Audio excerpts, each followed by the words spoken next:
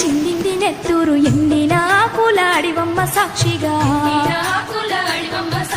ఎర్రని నెత్తూరు ముద్దల మీద మాలేటి ఈగల రెక్కల సాక్షిగా